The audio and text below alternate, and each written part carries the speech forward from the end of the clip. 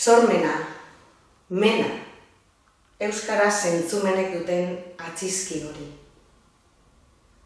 Sormene, ene, danok harritzeko, hunkitzeko, berplanteatzeko dugun behar eta eskubide den onomatopeia hori.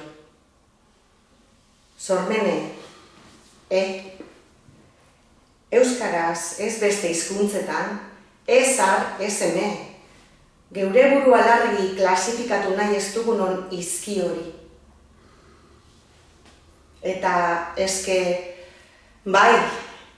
diot, euskarak, sormenak, bideak, sentipenek ez dutelako zertan gramatika perfekturik jarraitu behar.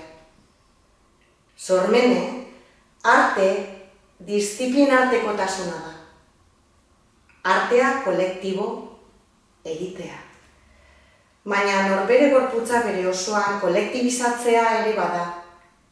Baita gorputz anitz ezberdinak kolektibizatzea ere. Norbere osoan beraz. Inigo Martinezi entzun nion behin, ume batek gurasoari eskatzen ziola begiekin entzuteko. Eta Maialen Lujanbiori entzun nion behin, jada ume ez den batek gaueko ligeari eskatzen ziola azalari ikusten usteko. Denok zarean beraz. Izan ere artea, eta bide batez hezkuntza, zaintza, osasuna, harremana, umorea, modu horizontalean ulertu behar delakoan dago, eta ez goitik behera. Libe Goitiari irakurri nion behin, zutean amamak erakutsi ziola Anariren letrak ulertzen.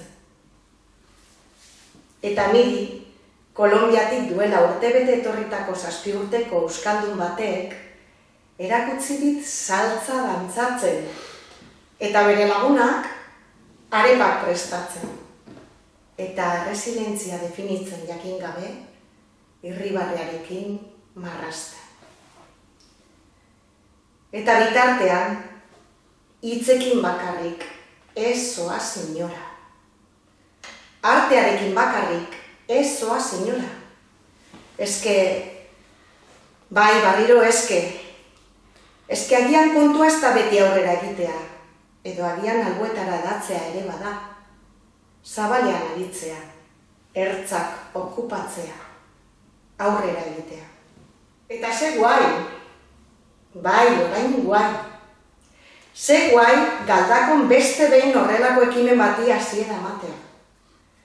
Non Alain Agirrek aipatzen duen, hitzaren botere performatiboaren edo kasuko artearen botere performatiboaren aldeko aposto ausarta egiten dela. Ausarta da bakoitza bere burbuiatik irtetea. Burbuilek urmuina uzkurtzen dute irakurri nion behin Andoni Agañari berrian. Eta iraultza sortzaileari ekitea ere bada. Zeren, maitatu kantatu da dantza, ezin bada ez da geure iraultza. Ondo etorri sormene, mene, ene,